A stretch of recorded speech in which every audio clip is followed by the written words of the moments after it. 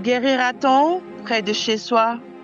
Sans se battre pour chaque comprimé, c'est ce que mérite chaque enfant atteint de cancer. C'est le combat de centaines d'enfants, celui d'avoir une chance, tout simplement. Au Sénégal, chaque année, près de 200 enfants sont diagnostiqués d'un cancer. Longtemps confrontés à des ruptures, des coûts élevés, à un accès limité au traitement, ces enfants ont aujourd'hui une nouvelle chance. Chaque année, nous recevons en moyenne près de 200 nouveaux cas de cancer chez les enfants. C'est la seule unité de prise en charge des cancers de l'enfant au Sénégal. Grâce à la plateforme mondiale GPACCM, portée par l'OMS et Saint-Jude, le Sénégal va accéder à des médicaments de qualité, gratuits et disponibles dans tout le pays. La plateforme, je la vois comme une bouée de sauvetage. On a la possibilité de commander des médicaments de qualité, mais à un nombre qui nous permettra de ne pas avoir de rupture. Ce qui fait que ces enfants auront leur traitement complet et ce qui leur donnera de meilleures chances de guérison. Une mission d'évaluation a été menée sur tout le territoire, à Dakar, Thiès, Touba, Mbour, pour vérifier que les hôpitaux, pharmacies et entrepôts sont prêts. I have to say that we have gone around and seen about 5 facilities. And the main highlight of that has been understanding how the shared care network works here and how the commitment of the government to improve the systems using the Global Initiative for Childhood Cancer. For next steps, we set some timelines, and then once we have all our readiness activities completed with support from the Global Platform team, we then have medicines coming into the country. L'OMS est en partenariat avec Saint-Jude.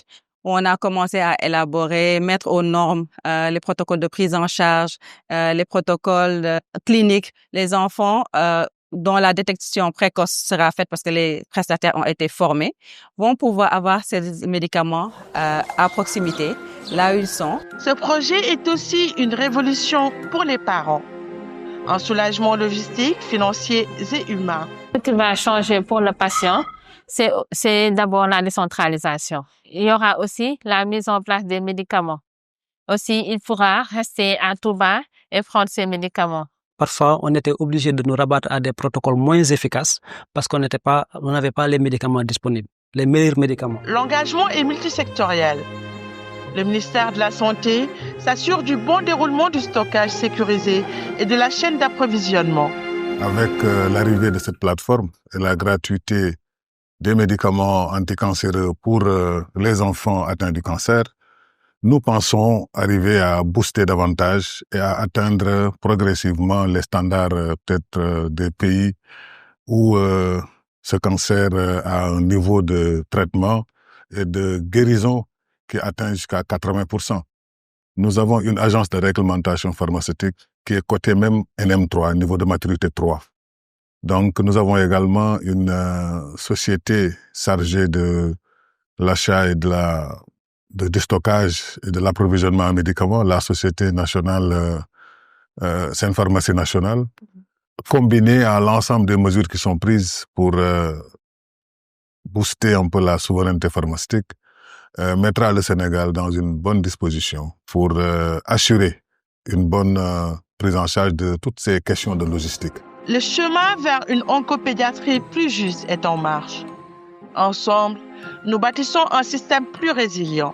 C'est un cancer qui est curable, donc qui peut être guéri, quelle que soit la sévérité, mais à condition que l'enfant il arrive à un stade précoce, qu'il ait un diagnostic précis et qu'il reçoive le traitement dont il a besoin. Parce qu'aucun enfant ne doit attendre son traitement. Ensemble, faisons grandir l'espoir.